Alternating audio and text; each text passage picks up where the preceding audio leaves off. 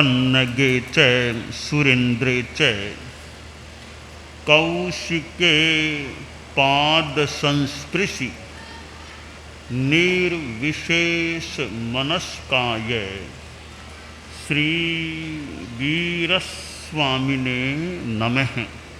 जैन वाङ्मय में कहा गया है, सवणे नाणे बिन्नाणे पच्चखाणेय संजमे अनन्हवे तवे चेव बोदाणे अकिरिया सिद्धि आश्रय। हमारे पास 5 इंद्रियां हैं।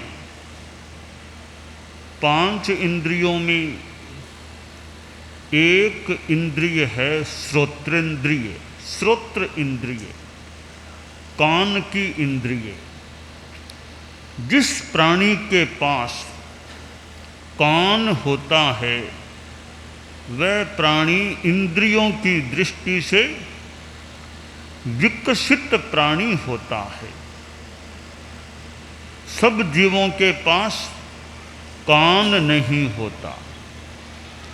चींटियां, मकोड़े, मक्खी, मच्छर, कृमि, लट आदि आदि कितने प्राणी हैं इस दुनिया में जिनके पास सुनने का यह साधन कान, श्रोत्र नहीं होता है।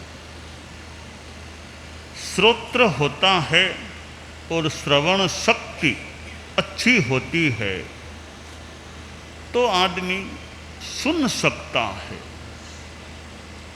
सुनना कान का एक व्यापार है, प्रवृत्ति है। सुनने से बहुत ज्ञान हो सकता है। अच्छी बात को भी आदमी सुनकर जान लेता है और गलत बात को भी वह सुनकर जान सकता है। अब सुनना, किसको सुनना, क्या सुनना, कैसे सुनना, क्या सुनना, क्यों सुनना, कैसे सुनना, ये 3 प्रश्न हैं कि क्या सुनना, जहाँ तक हो सके अच्छी बातों को सुनना, बुरा सुनो मत, बुरा देखो मत, बुरा बोलो मत, बुरा सोचो मत, बुरा करो मत। तो अच्छा सुनो, अच्छा देखो, बोलो तो अच्छा बोलो, अच्छा सोचो, अच्छा कार्य करो। तो क्या सुने भी? सुने तो अच्छी बातों को ज़्यादा सुने, उनमें ज़्यादा रुचि लें। मौका हो तो साधु महात्मा का अच्छा प्रवचन हो उसको सुन लें। और कोई दुखी आदमी आ गया, औचित्य के अनुसार दुखी के दुख की कहानी सुन लें भी, क्या दुख है, क्या तकलीफ है, क्या समस्या है, सुन ले। उसकी मदद कितनी हम कर पाएँ न कर पाएँ वो बाद की बात है, कम से कम सुन तो लें। कोई आया है, दुखी आदमी लग रहा है, दुखी का दुख सुन ले। फिर जो उसको आध्यात्मिक धार्मिक जो हम सहयोग दे सकें वो देने का प्रयास भी करना चाहिए। तो क्या सुने कि अच्छा सुने, प्रवचन आदि भी सुने, और भी आवश्यक बातें सुनी जा सकती है। दुखी आदमी का दुख भी मौका हो तो सुन लें। तो क्या सुने का उत्तर भी अच्छा सुनने का प्रयास करो, उपयोगी चीज़ों को सुनने का प्रयास करो, कान का बढ़िया उपयोग करो। तो क्यों सुने कि सुनने से ज्ञान मिलेगा इसलिए सुने। ज्ञान करने के लिए, जानकारी लेने के लिए हम सुने। और कैसे सुने? सुने तो मन से सुने, ध्यान से सुने। बिना मन बिठा दिया कि मन नहीं है सुनने का, वो कितना ग्रहण करेगा। तो सुनना है, उचित है तो मन से, दिल से सुने, इच्छा से सुने। और उत्कर्ण होकर कान का बढ़िया उपयोग करें, ध्यान से क्या कह रहा है ध्यान से सुने, और सुनते समय बीच बीच में फालतू बातें न करें। परिषद बैठी होती है, लोग सभा जुड़ी हुई है लोगों की, अब सुनने का समय है, अभी आप लोगों के लिए मुख्यतया सुनने का समय है, न कि बोलने का है। तो सुनने का समय है, उस बीच में आपस में बातों में लग जाएंगे तो कई बातें बह जाएगी, हम ग्रहण नहीं कर पाएंगे। तो कैसे सुने? तो ध्यान से सुने, बीच में बातें न करते हुए सुने और बात को ग्रहण करने का प्रयास करें। तो क्या सुने? अच्छा सुने। क्यों सुने? ज्ञान के लिए सुने। और कैसे सुने? ध्यान से सुने। कोई श्रमण ब्राह्मण यानी साधु पुरुष है, कोई साधु की बात को सुनता है तो बहुत अच्छी चीज है। साधु त्यागी पुरुष है, उसकी उपासना भी हो जाए, साथ में सुनने को भी मिल जाए। कि साधु की उपासना पर्युपासना करने से लाभ क्या होता है कि उपासना करो साधु की, साधु के दर्शन तो मान लो हो ही सकते हैं, फिर साधु अगर वाणी का प्रयोग करेगा तो हमें पास में बैठने वाले को, उपासना करने वाले को सुनने का मौका मिल सकेगा, कुछ सुनने की चीज़ें मिल सकेंगी। साधु की कल्याणी वाणी कान में पड़े, अच्छी बात है सामान्यतया। तो सुनने से क्या होगा? जैसा कि मैंने पहले कहा, ज्ञान हो, ज्ञान के लिए सुने। तो सुनने से हमें ज्ञान मिलता है, जानकारियाँ मिलती भी, यह बात ऐसी, यह बात ऐसी। तो सुनने से ज्ञान मिलता है। श्रवण फिर ज्ञान, ज्ञान होता है फिर विज्ञान कि क्या छोड़ने लायक है और क्या ग्रहण करने लायक है, यह विवेक जाग सकता है। हिंसा, झूठ, चोरी आदि चीज़ों को छोड़ें, गुस्सा, लड़ाई, झगड़ा, फालतू इन चीज़ों को छोड़ना ये हेय हैं। और आत्म कल्याण की साधना, पर कल्याण का काम, संवर, निर्जरा, ये उपादेय हैं। आश्रव, पुण्य, पाप ये हेय हैं, बंद हेय हैं। तो हेय और उपादेय का बोध, विवेक हो सकता है ज्ञान होने से। तो श्रवण, ज्ञान, विज्ञान, और विज्ञान हो गया, फिर आदमी हेय को छोड़ देता है, छोड़ सकता है, उपादेय को ग्रहण कर सकता है। तो फिर प्रत्याख्यान हो गया। तो प्रत्याख्यान हो गया तो जीवन में संयम आ गया। संयम अच्छा हो गया तो अनासनव, संवर हो सकेगा। फिर तपस्या होगी, कर्म कटेंगे और आगे जाकर के अच्छा फिर योग निरोध की साधना और अक्रिया की स्थिति, और फिर आगे सिद्धि मोक्ष की प्राप्ति भी हो जाती है। तो ये साधु की उपासना से एक के बाद एक यों लाभ हो सकता है। तो साधु संत पुरुष है तो संत की संगति, सत्संगत कल्याणकारी बन सकता है, और थोड़ी देर की सत्संगत भी लाभदायी हो सकती है। कहा गया, एक घड़ी आधी में पुनि आध, तुलसी संगत साधकी हरे कोटि अपराध। एक घड़ी भी साधु की संगति मिल जाए, एक नहीं तो आधी घड़ी, आधी नहीं तो पाव घड़ी भी संगति मिल जाए साधु की, वह भी कल्याणकारिणी बन सकती है। अच्छों की संगति में रहना चाहिए।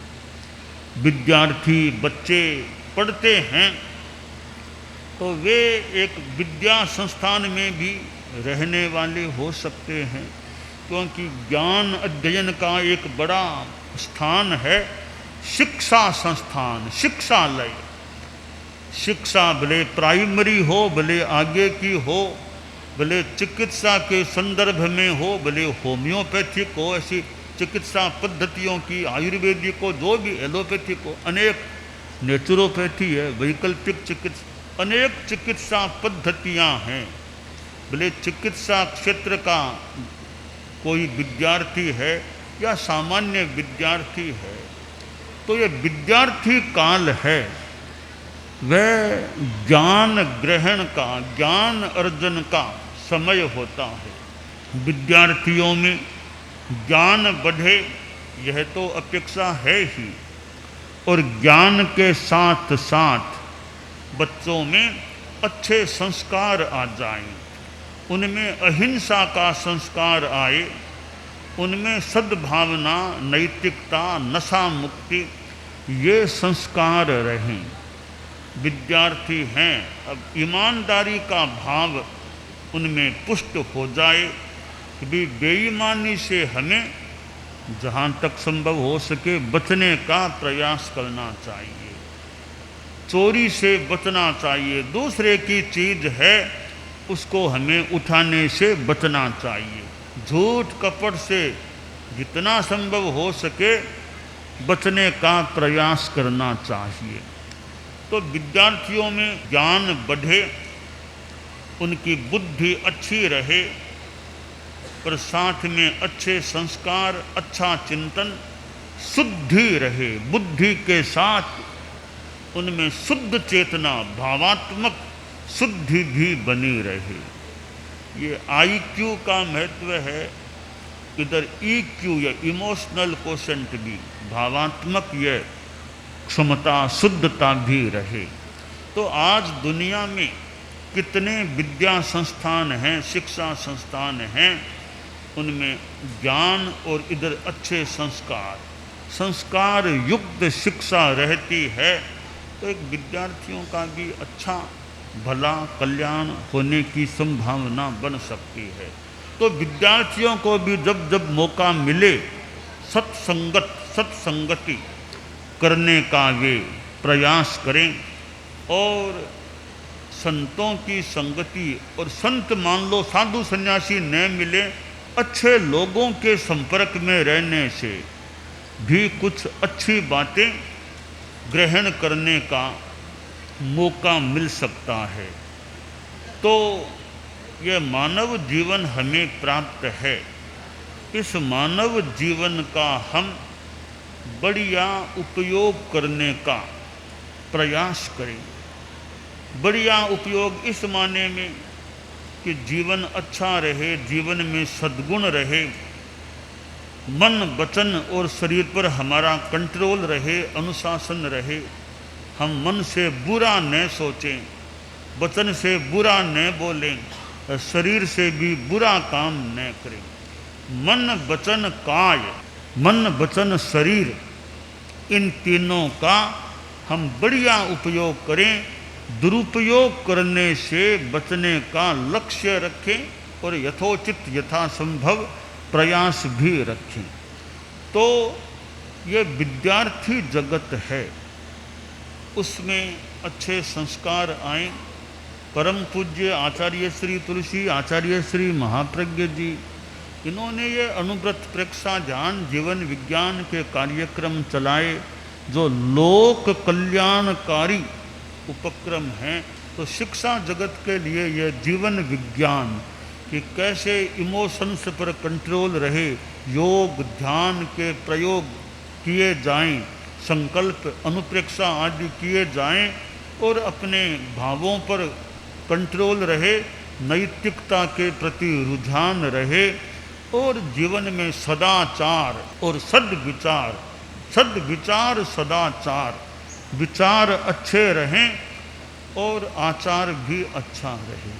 तो ऐसे विद्यार्थी आगे जाकर यदि उनका ज्ञान संस्कार सब ठीक रहते हैं तो राष्ट्र के लिए, समाज के लिए, परिवार के लिए और कई धार्मिक जगत में भी एक अच्छे व्यक्तित्व के रूप में सामने आ सकते हैं। इतने बड़े बड़े लोग होते हैं, चाहे राजनीति के क्षेत्र में भी होते हैं, धार्मिक जगत में भी बड़े बड़े संत आचार्य आदि होते हैं। तो वो कभी बच्चे थे, बाद में उनका मानो विकास हो गया और वे एक अच्छी सेवा देने के लायक और अच्छी सेवा देने वाले व्यक्ति बन सकते हैं। तो आदमी का भाग्य भी होता है और भाग्य के साथ आदमी पुरुषार्थ भी अच्छा करे। कोरा भाग भरोसे नहीं बैठना चाहिए कि भाग में है वैसा हो जाएगा। भाग में जो भी है तुम अच्छा पुरुषार्थ करते रहो। भाग भरोसे बैठा रहना अभाग्यपन का मानो लक्षण है। वह अभागा आदमी है तो भाग भरोसे बैठा रहता है, अच्छा पुरुषार्थ नहीं करता। तो हमारे लिए, आदमी के लिए करणीय है वह सत पुरुषार्थ है। जीवन में अच्छा पुरुषार्थ करो, अच्छा प्रयत्न करो, अच्छे कार्य करो। तो सत पुरुषार्थ यह हमारा लक्ष्य रहे कि भाग्य है वैसा पड़ा है, जैसा है वैसा होगा। हम अच्छा पुरुषार्थ करते रहें, अच्छी दिशा में कदम आगे बढ़ाते रहें। एक कदम दो कदम आगे आगे बढ़ते जाओ, अच्छी दिशा में बढ़ते जाओ, अच्छा पुरुषार्थ करते रहो। हमारे पास शरीर है और शरीर हमारा सक्षम है, फिर दूसरों पर निर्भर बनने का फालतू रुझान क्यों रखें। कोई कैसा नौकर चाहिए, मुझे तो नौकर क्यों चाहिए तुमको? नौकर की वास्तव में ज़रूरत है क्या? हमारे 2 हाथ 2 पाँव 4 नौकर हैं। हमारे 2 हाथ भी नौकर है, 2 पैर भी नौकर है। हमारे संत लोग बैठे हैं भी हाथ पाँव सक्षम रहें तो हम भले खूब यात्रा करो, चलो काम धंधा करो, तो 2 हाथ 2 पैर ये 4 हमारे नौकर हैं। और कितने नौकर चाहिए बताओ? और अपेक्षा और बताओ कितने नौकर चाहिए? 4 तो नौकर हैं। हाथ हमारे सक्षम रहें, सबसे बड़े बढ़िया, बहुत बढ़िया नौकर तो हाथ हैं, बहुत बढ़िया नौकर पाँव हैं। ये नौकर मजबूत रहें, ये नौकर हमारे सक्षम रहें, स्वस्थ रहें, तो बहुत अच्छे नौकर हमें प्रकृति से मिले हुए हैं। इन नौकरों का बढ़िया उपयोग करें। जो शरीर से सक्षम है, आलस्यवश काम नहीं करता तो दूसरे काम कर दें, ये तो तुम सक्षम हो, उचित भी है, फिर दूसरों के भरोसे क्यों बैठे रहते हो? अपना काम खुद क्यों नहीं कर लेते हो? तो हमारे छोटे और बड़े युवा संत हैं भी सामान्यतया, बाकी तो द्रव्य क्षेत्र काल भाव और परिस्थितियाँ है, भी सामान्यतया रुझान यह रहे अपना काम अपने हाथ से करो, अपना काम अपने हाथ से कर लो, यह सामान्यतया। बाकी तो कई परिस्थितियाँ देखनी हो सकती है कि मेरा काम वस्त्र प्रक्षालन है, मैं अपना खुद कर सकता हूँ, खुद कर लूँ, क्यों दूसरों को यह भार दूँ या काम सौंपूँ? तो अपना काम मेरी प्रेरणा मैं खुद कर सकता हूँ, फिर दूसरों के भरोसे अपनी प्रेरणा खुद कर लो, या परस्पर के सहयोग से मैं वो काम कर दूँ तुम्हारा, तुम मेरा वो काम कर दो, ताकि सुव्यवस्था से कम समय में काम अच्छी तरह संपन्न हो जाए। तो आदमी को पुरुषार्थी रहना चाहिए यथोचित, आलसी नहीं बनना चाहिए। आलस्य में दूसरों पर अवलंबित अनावश्यक नहीं होना चाहिए। तो यह साधुओं की संगति से सुनने को मिल जाए और सुनने के बाद ज्ञान विज्ञान करते करते हमारी आत्मा परम स्थान को प्राप्त कर सकती है। दानान सिद्धम अभय पयाणम सच्चे सुया अणवज्जं वयंती तवे सुया उत्तम बम्बचेरम लोगुत्तमे समणेणाय पुत्ते।